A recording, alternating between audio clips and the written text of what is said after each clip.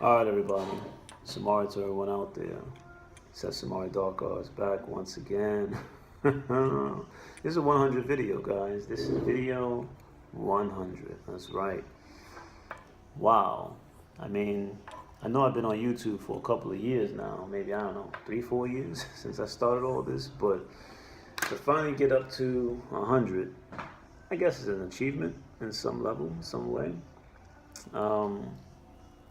Yeah, I don't have any explosive cinematic intros and all that kind of stuff, man. There's a reason for that too. Somebody asked me recently. They were recommending that if I thought about having like some kind of explosive, visuals and boom, set Samari. I'm not against that kind of stuff. Like, I'm not like, no, I'll never do that. But the reason I never really got into any of that is because I like on some levels to try to keep it traditional, man. And traditional in the sense of just information coming out. From my personal opinion, this is just my own views only for myself. I'm not bashing anybody else's videos. But, when I see... I think these days a lot of individuals have become lazy and they need to be entertained in order to absorb information. And I'm not against that. There's nothing wrong with that. I know that sometimes people need to have something more, exciting for the senses to get things, to retain information. But on another note, I think those are the same type of individuals that end up waning anyway and going off into something else. My videos from day one we've talked about a lot of things, guys. We talked about a lot of shit, a lot of things. But I think generally the theme has always been the same for the type of information, multidimensionality, the SUMARI, SEP, all these things has always been the same. I haven't veered off down other pathways, not in a dramatic way, but we have talked about a lot of different things that go on. And for me, I feel that, by watching other individuals and how they move, it's like when you put all these explosive cinematics and boom, the set Sumari Dark Arts show or whatever, people will be entertained by that, of course. They'll be entertained and it'll be nice and be fun, but it has no real impact because at some point they'll get bored and then they just move on to somebody else's page and they're not very centered. This is why I talked to them probably in the last video, you get people who keep jumping from one belief system to the next because they're not grounded. You have to be grounded in something, whatever it is, you just got to be grounded, man. There's nothing wrong with investigating new things and trying new things out, but at some point, you have to ground yourself with something that has stability, it's stable, and you go work from there. And I believe, playing with a comb, why am I playing with this?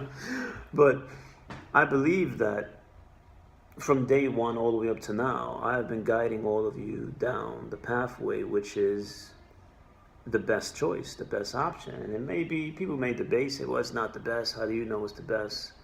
I believe it's the best, and because I believe it, that means it works for me, and it could work for you.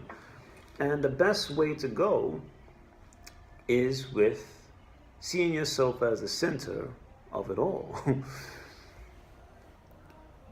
Being interdimensional, multidimensional, I mean, all these terms are used so freely these days, and a lot of them are all basically connected, but you get people that want to mix them up and they latch on to them, but to keep it simple, I just say multidimensional, man. And the whole deal with the SUMARI, I've said it 1,000 times. I don't want to sound like a broken record. I get tired of repeating it, but for the 100 videos' sake, the SUMARI is simply just a means of identification. There's nothing to get attached to. You don't have to call yourself a SUMARI. I use that name simply because we need names, for things in this reality. If I just sat here quiet, nobody would know what I'm talking about. The information has to come through in a 3-dimensional medium. You have to use vocabulary. And in order to get the point across of what I'm talking about, I have to classify it and identify it as a specific type of consciousness that has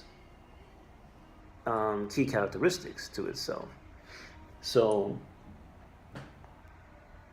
you got to see yourself as the center of it all, man. That is the only way. I mean, I don't know any other way to make this simple. We are on the 100th video 100, man. We've come a long way on this journey. Many of you have grown. I've learned many of your stories. Many of you have contacted me. We've talked to all kind of people from all over the world. I appreciate all of you guys. I know it might not seem like it when you look at my subscribers. You're like, well, there's other people been on the internet for, 2 years. They got 100,000 subscribers. But you know what I say. I always believe in quality over quantity. However many people I have now that have subscribed, and I don't know what it is now, it's probably 300, 400 something, I don't know, but you can just look at the videos and see who's watching. I think as of now, there's probably like 89 people that follow the videos consistently, because you can see it from each video. You'll see like video 98 is about, just say 89, 90 people. Video 99 is about 100 people. So quite naturally, these are probably the same people who are following. And whoever you are out there, I don't know who it is exactly. I know some of you, because you make comments, but for those of you who don't be shy. Drop a comment and say what you want to say. Speak your piece, speak your mind. But for those of you, you all know who you are, because we talk. I appreciate all of you, But getting back to what I was saying, well, I don't want to detour. First, let me get back. The whole thing with the explosive cinematics and all that, those kind of individuals generally are not grounded, and they need to be entertained. And this information has never been about that from day one. It's never been about, when I say day one, I'm going back in so-called time and history to the earliest days when the speakers emerged, the SUMARI emerged, the physical reality. It's always been for the, I don't want to say the select few or elite, but basically it's kind of like that, because only a very few select are going to comprehend this stuff that I'm talking about. A lot of individuals just won't get it. A lot of individuals going to go over their head. A lot of individuals say, oh, this is nonsense, it's bullshit. And they'll just go do whatever it is they do, which is the real nonsense and bullshit. So it's not meant for them. It's not meant for everybody. These videos, this information is meant for the individual who's ready, or the individuals who are ready to come back to their own power and come back to their own sense of self. Because when you have a sense of self, that is a power. You're already connected to everything, man. I know I probably sound like a broken record. I said this 1,000 times. Maybe not 1,000, but I said it a lot of times in the other videos, man. Working with whatever people do these days, magical spells, crystals, all these things, they're all nice. They're all nice. It's cool. You want to have fun. You want to do the crystals, magic work. It's cool. But I think a lot of people get detoured from that. And they wonder, why my powers are not working? Why can't I do all these things? And the reason is you've put too much hope and expectation into the material devices that you're using. I don't care how many fucking crystals you got, or magic bowls, or whatever. At the end of the day, if you're not grounded, if you don't realize where the real power is coming from, all that shit is just nonsense. You're just wasting time. You keep your money, keep it in your pocket. It's like, if you want to use those things, I've said it many times, if you want to use them, but you understand that it's just a medium, it's just something you're using to channel your energy through, to make you aware, to make you, help you access this, it's fine. But if you feel that the power is coming from those things, now you've detoured, man. You guys know I wear a lot of jewelry. I got a lot of rings. I wear a lot of things on me all the time. That's just me. I got snake bone necklaces. I have all this stuff. And yeah, I feel a deep spiritual connection to all my jewelry because I've been wearing it religiously daily over and over again. I've had a lot of experiences while wearing it. My energy has gone into all this stuff. It's just a part of me. And I love them. But don't think for a minute that I think that any kind of power is emanating off of them. They do have power, and if I lost them, I'll feel a little bit, saddened. It's like, wow, I've been wearing this for years, but the power is not coming from that. These are just these are stylish accessories that have taken on some of my mojo over the years of wearing them. And on one level, they could empower another individual. Like if I was to take one of my rings, and for example, let's say if I took this ring, I met a person, and at that moment, I felt like I wanted to give it to them. I said, take this ring. It's going to give you, help you open your mind, open your consciousness, help you have many different or multidimensional experiences. There's a lot of power into this. If that individual believes in me and they believe in what I'm saying, they will have those experiences. But it won't be from the ring. The ring will be a very powerful medium for them to channel it, their own power through. And for a moment, for a brief time, or for quite a long time, they will feel that the power is coming from the ring. It's actually coming from themselves, but because they believe in the power of the ring, they're going to believe it's coming from the ring. And hopefully at some point they'll come to terms and realize the true power is coming from where it's always been coming from, which is from themselves. So these are things that people need to be aware of, So, yeah, man, we've come a long way. We have. It's, like I said, 100 video. There's a lot of stuff out there. I'm going to leave you guys with an exercise because I got to go on. I got 10 minutes, but I'm going to leave you guys with a little exercise because I don't want to get sidetracked and end up forgetting before I get out of here. So we've, for the past 100 videos, we've went on a lot of stuff. We've given exercises here and there. Talked about a lot of things, and I think now it's time for you guys to start leveling up and really pushing the bar, man. Like, I know I said this before probably, but it never ends. That's the point. Like, there's always going to be, you have to always push yourself, never be satisfied. Even when you think you finally got to where you think you're trying to get to, that means you got to push harder. When you think you can't go any further and you've maxed out, you got to push harder. You always got to go more and do more for what you're doing. So, all right, exercise time, right? Check this out. So, now, the times when I give you guys exercise, these are not things that I'm just pulling out of the fucking ether and, all right, here, do this, get in the bathtub, burn a candle. I'm not, this is all from my own private experiences that a lot of them have come to me through my own experience and practices. A lot of them have come from other dimensions and have been taught to me, passed down to me through my meditations and things, but they're all valid. Now, a lot of you may try them and say, well, it didn't work for me. A lot of times, they haven't done it enough. People who say that, and everybody's different, man, so maybe it didn't work for you, but I do the best I can to give you things that will most likely be much better and, beneficial than sitting down reading some book on whatever phony religion or or some TV special stuff. But yeah, so now how to strengthen your meditations and your projections, right? This is what we're gonna do.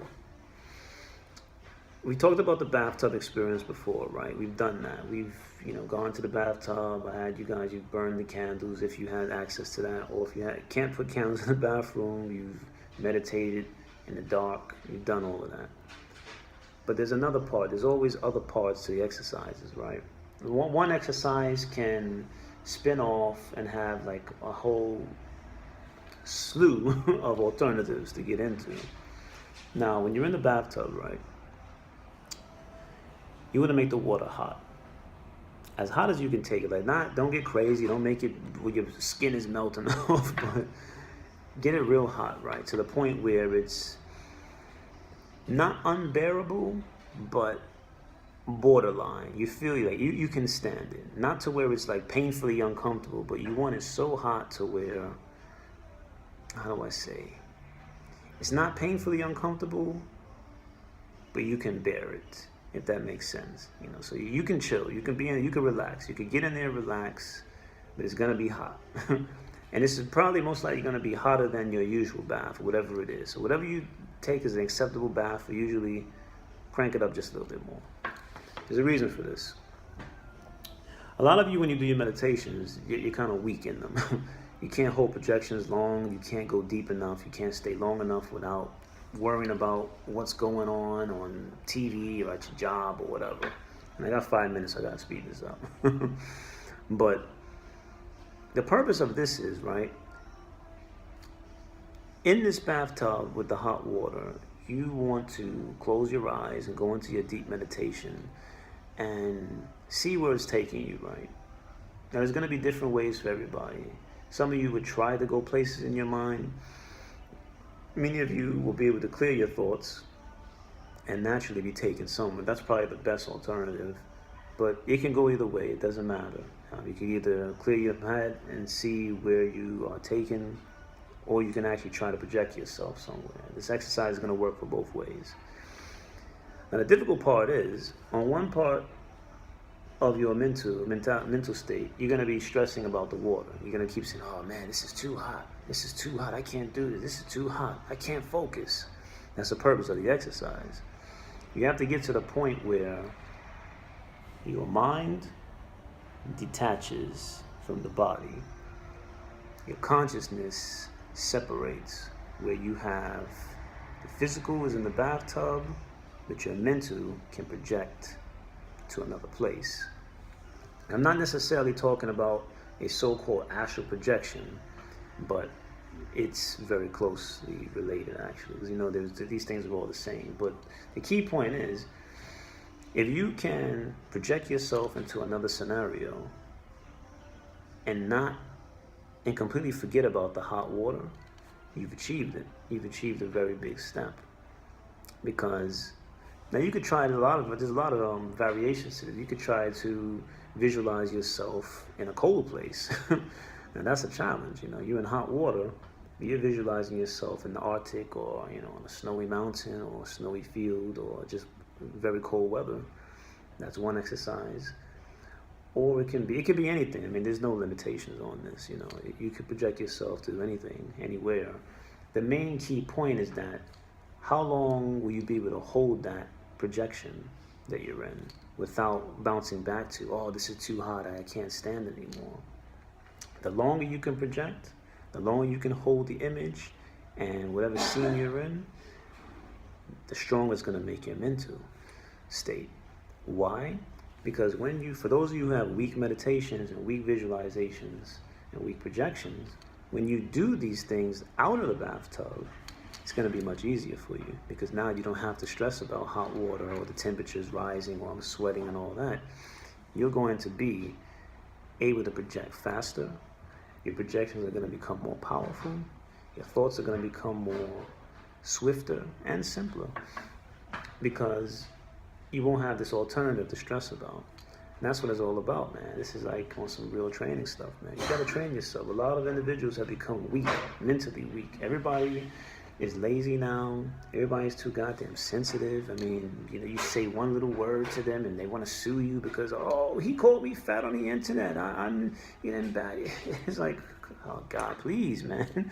Everyone has become too unstable.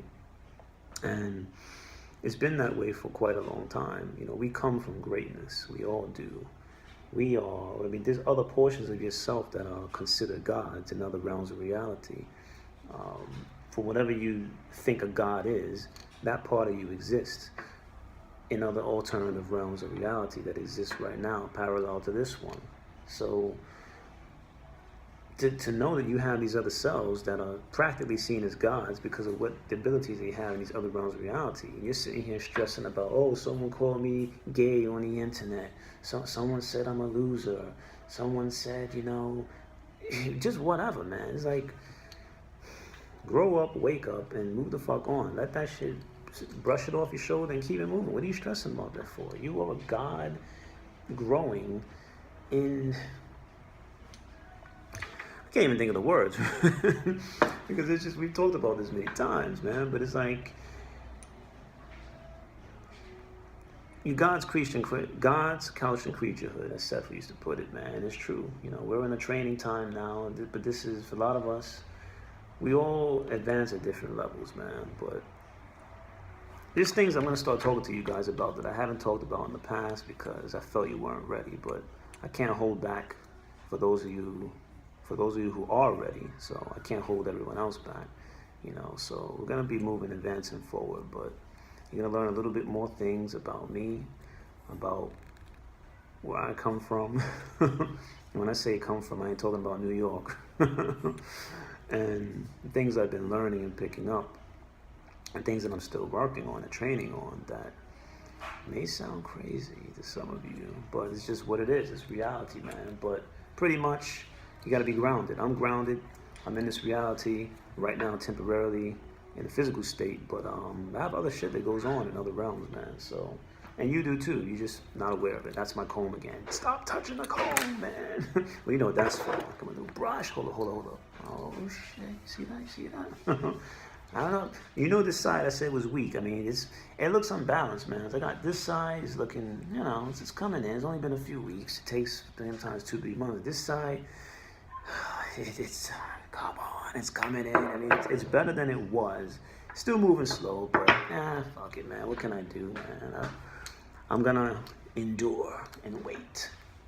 These are the stresses. If I was in my natural state, I'd just go and have a fucking full Santa Claus.